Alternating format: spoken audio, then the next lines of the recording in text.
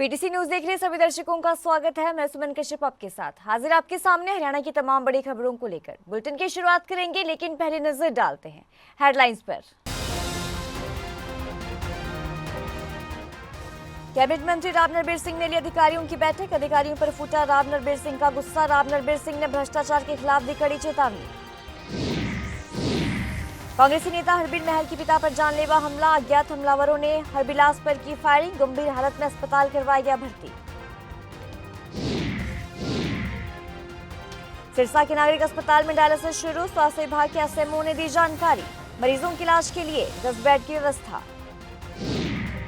पराली जलाने पर एमएसपी रोके जाने के फैसले का किसानों में रोष। पगड़ी संभाल जट्टा किसान संगठन ने की मीटिंग। कहा पराली निपटारे के लिए उपकरण उपलब्ध नहीं करवाए जा रहे। कांग्रेस विधायक आदित्य सुरजेवाला ने भाजपा को घेरा। बोले, पराली जलाने पर एफआईआर करना है तानाशाही।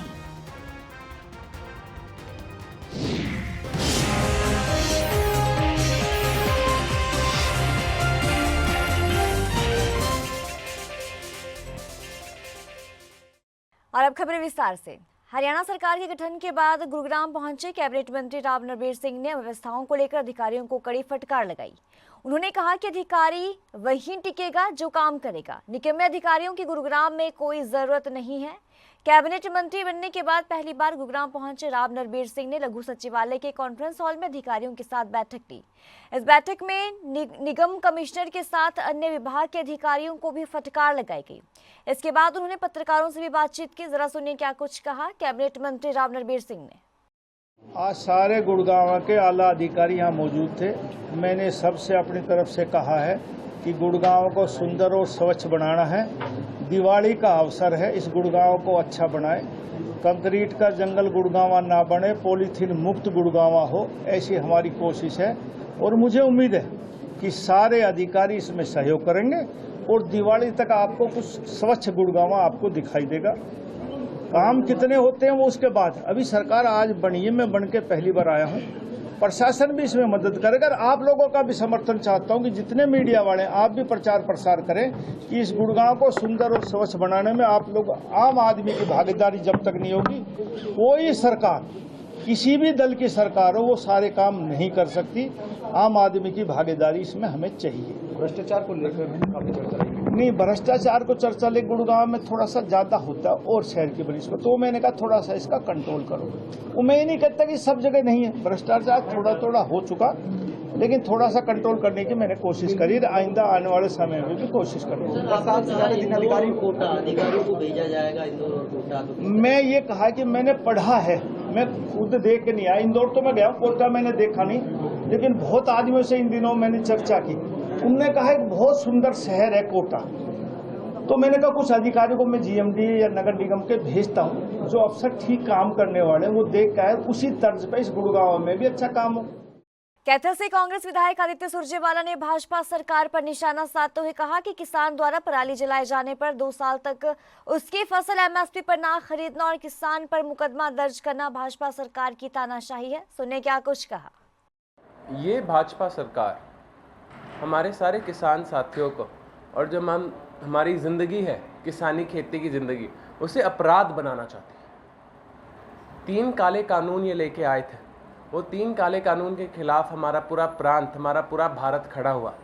उन्होंने वापस तो ज़रूर ले ली, लेकिन अब ऐसे ऑर्डरों के साथ और छोटे छोटे नए नियमों के साथ ये उन 3 काले कानूनों को वापस लेके आने की कोशिश कर रही है और हमारी ज़िंदगी, हमारी खेती बाड़ी हमसे छीनने की कोशिश कर रही है।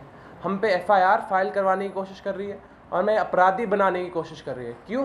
क्योंकि हम अपने खेतों में खेती बाड़ी करना चाहते हैं। जो नया ऑर्डर जारी किया है कि अगर कोई किसान को पराली जलाते हुए पकड़ा गया, उस पर एफआईआर फाइल की जाएगी और 2 साल जो पोर्टल जिस पे हमारी सारी धान बिकती है उस पे बेचना की पाबंदी कर दी जाएगी।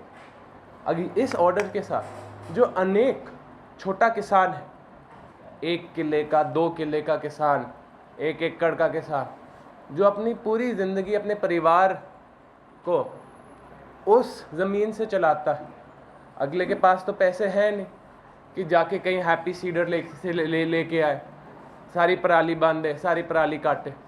अगर काटनी पड़ती है, हाथ से काटनी पड़ती है, लेकिन हम जानते हैं धान के एकदम बाद गेहूं लगाने का समय आ जाता है, लोगों के पास समय नहीं मिलता। कांग्रेसी नेता हरबीर महल के पिता पर जानलेवा हमला हुआ। जी हां, आड़त का काम करने वाले हरबिलास पर हमला हुआ है। अज्ञात हमलावरों ने गोलियां मारी और कुरुक्षेत्र के इस्माइलीबाद पर हमला किया गया। आरती को अज्ञात हमलावरों ने 3 गोलियां मारी। इस्माइलीबाद अनाज मंडी में कार सवार आरती को मोटरसाइकिल सवार 2 अज्ञात हमलावरों ने 3 गोलियां मारी। गोली लगने से आरती को गंभीर हालत में अंबाला के आरकेएम अस्पताल में भर्ती करवाया गया। हरियाणा के सीएम नायब सिंह सैनी के द्वारा हरियाणा में डायलिसिस शुरुआत करने के आदेश के बाद सिरसा स्वास्थ्य विभाग सतर्क हुआ। जी हां, सिरसा के नागरिक अस्पताल में डायलिसिस शुरू हुई है। डॉक्टर अमित कंबोज ने जानकारी दी। स्वास्थ्य विभाग के द्वारा डायलिसिस के मरीजों के इलाज के लिए 10 बेड की व्यवस्था भी की गई है।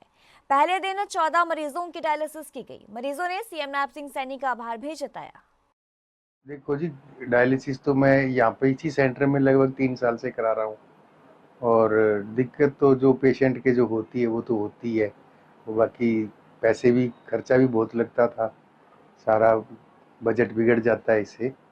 तो लेकिन अब मैं बहुत धन्यवाद करता हूँ सैनी साहब का, भाजपा सरकार का, जो इन्होंने एक किडनी पेशेंट की सुध ली है। किडनी पेशेंट्स के लिए ये वाकई ये बहुत सराहनीय कार्य किया है, और मैं दिल से धन्यवाद करता हूँ सरकार का। हाँ, कल नोटिफिकेशन आ गया हरियाणा गवर्नमेंट की तरफ से कि जो हरियाणा गवर्नमेंट हेल्थ फैसिलिटीज़ है वहाँ पर जो है वो डायलिसिस सभी पेशेंट्स के लिए जो है वो फ्री कर दी है हरियाणा गवर्नमेंट ने। कल नोटिफिकेशन आ गया है हरियाणा सरकार की तरफ से। हमारे माननीय मुख्यमंत्री नायब सिंह सैनी, उनका काफ़ी मतलब उन्होंने जो है वो शपथ लेते ही ये घोषणा जो है वो अगले दिन कर दी कि सभी जो है वो हरियाणा हेल्थ फैसिलिटीज़ जो गवर्नमेंट की है फैसिलिटीज़ है, including medical colleges, district hospital, जहाँ पे डायलिसिस की सुविधा उपलब्ध है वहाँ सभी मरीजों के लिए फ्री कर दी है। तो ये नोटिफिकेशन कल आ गया है हरियाणा गवर्नमेंट की तरफ से। तो उसमें पहले क्या प्रावधान था और अब क्या प्रावधान रखा गया? पहले तो जो हमारे जो जैसे बीपीएल के हो गए या अपने जो है वो आयुष्मान के अंदर हो गए, आयुष्मान के और हरियाणा गवर्नमेंट एम्प्लॉई वगैरह और पेंशनर्स हैं उनके लिए फ्री था, या कोई जो इकोनॉमिकली वीकर सेक्शंस में आते हैं जो पेशेंट्स, उनके लिए फ्री था। बाकी सबके लिए मतलब कैश में थी ये सुविधा। लेकिन अब हरियाणा गवर्नमेंट ने सबके लिए कैशलेस कर दिया, फ्री कर दिया। अभी ये नोटिफिकेशन कल आ गया है हमारे पास। तो इससे पहले जो पेशेंट होते थे उनको कितना अमाउंट पे करना पड़ता था डायलिसिस के लिए? कैश के लिए अगर जो पेशेंट कैश का है उसको 1013 रुपये पे करना पड़ता था एक डायलिसिस के लिए। अगर कोई नेगेटिव सीरो नेगेटिव पेशेंट है, अगर सीरो पॉजिटिव है तो उसके लिए 1143 रुपये था प्रावधान। लेकिन अब सबके लिए फ्री कर दिया है हरियाणा गवर्नमेंट ने। हरियाणा के कैबिनेट मंत्री अनिल विज ने कांग्रेस पर निशाना साधा। उन्होंने कहा कि कांग्रेस को जनता ने नकार दिया, जब इन्हें जनता की जरूरत थी तो साथ नहीं मिला। हरियाणा में भाजपा की सरकार बनना ऐतिहासिक है। बिना खर्ची पर्ची के नौकरियां दी गई हैं। जनता बेहद खुश है। भाजपा ने एक क्रांति शुरू की। करो, अब 5 साल तुमने यही करना है, करते रहो। तुम्हें जनता ने तो नकार दिया। जब तुम्हें जनता की जरूरत थी तब तो जनता तुम्हारे साथ आई नहीं।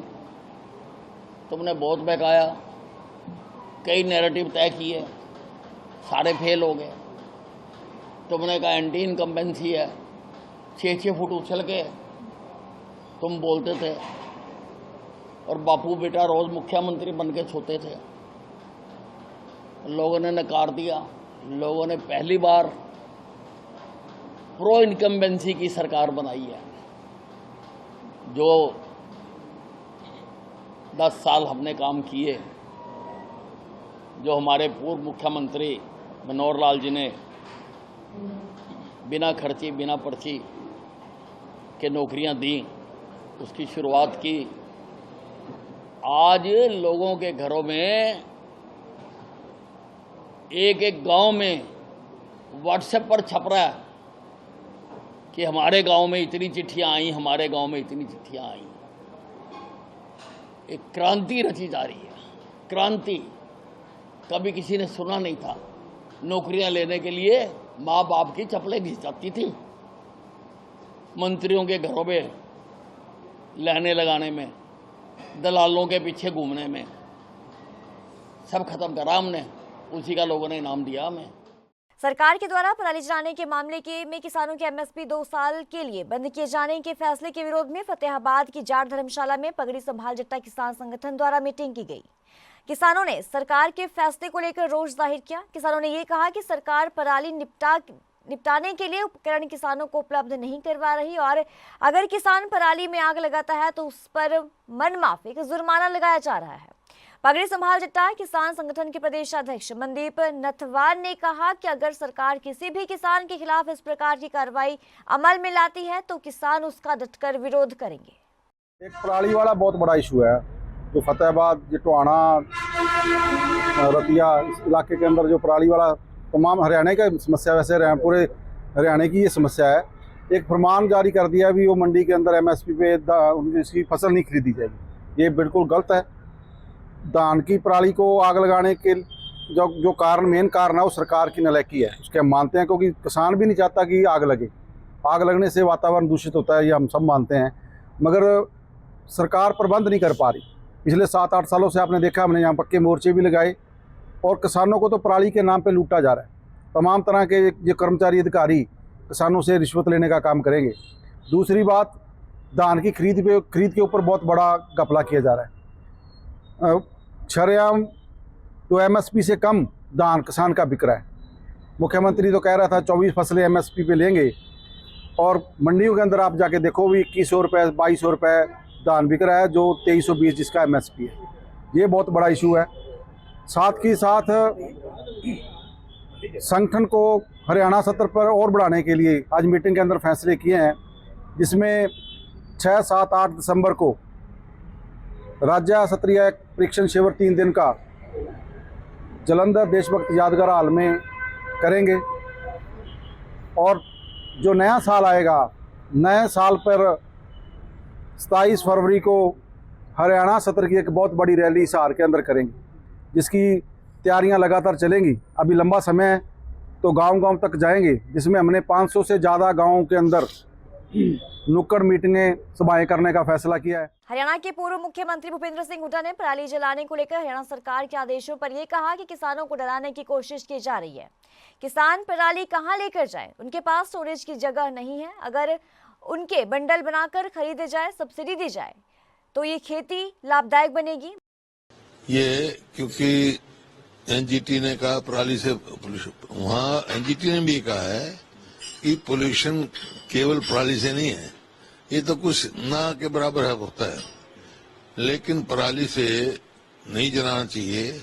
उसके लिए सरकार को कदम उठाने चाहिए कि पराली को खरीदा जाए, उसके एमएसपी फिक्स की जाए, ताकि अब वो किसान कहाँ ले जाएगा, उसके पास इतनी स्टोरेज की जगह नहीं है।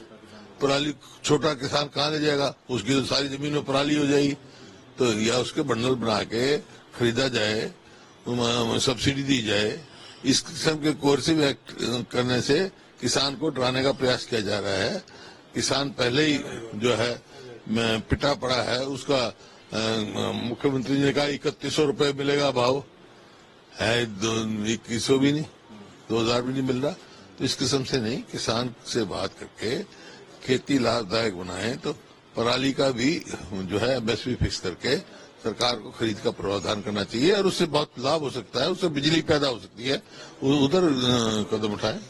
तो देखिए, मुख्यमंत्री का पदभार संभालते ही हरियाणा के सीएम नायब सिंह सैनी ने किडनी के मरीजों के लिए प्रदेश की तमाम सरकारी अस्पतालों में डायलिसिस की मुफ्त सुविधा उपलब्ध करवाने की घोषणा की है, जिसके चलते लोगों ने मुख्यमंत्री का धन्यवाद करते हुए कहा कि किडनी की बीमारी से ग्रस्त मरीजों को डायलिसिस करवाने के लिए बहुत पैसा खर्च करना पड़ता था, लेकिन अब सरकार की इस पहल से गरीब और मध्यम वर्गीय परिवारों के मरीजों को मुफ्त में डायलिसिस की सुविधा उपलब्ध होगी। लोगों ने सरकार की इस घोषणा का तहे दिल से धन्यवाद भी किया।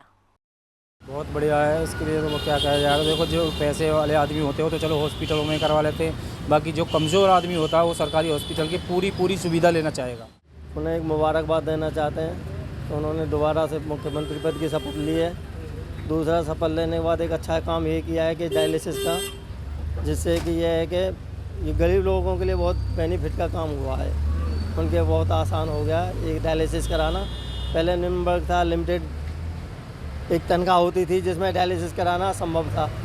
अब ये इससे कि आम लोग भी डायलिसिस के लिए जा सकता है। अब ये उनका मुख्यमंत्री जी ने जो किया बहुत अच्छा किया, आगे कदम भी आगे अच्छे ही बढ़ा रहे हैं, तो इसके लिए हम उनका धन्यवाद करना चाहते हैं। इससे सभी लोगों को फ़ायदा है, जो मध्यम वर्ग के या गरीब परिवार के लोग हैं उनके लिए बहुत ही सुखमयी योजना है जो सरकार नायब सैनी जी ने जो ये अच्छा कदम उठाया है। पहले जो ये डायलिसिस वगैरह कराए जाते थे वो काफ़ी महंगे होते थे और प्राइवेट हॉस्पिटल का जो खर्च था वो एक आम आदमी नहीं उठा सकता था, और सरकार की इस पहल को मैं बहुत दिल से धन्यवाद करता हूँ नायब सैनी जी का, कि गरीबों के लिए बहुत अच्छी सुखद योजना है। तो प्राइवेट में महंगा रहता है? हाँ, प्राइवेट अस्पतालों में इसकी कॉस्ट ज़्यादा होती थी जो आम आदमी नहीं करा पाता था, जिससे घर वालों की कई बार हाथ धोना पड़ता था या डेथ हो जाती। इस बुलेटिन में इतना ही। पल पल के अपडेट के लिए आप बने रहिए पीटीसी न्यूज़ के साथ। मुझे दीजिए इजाजत। नमस्कार।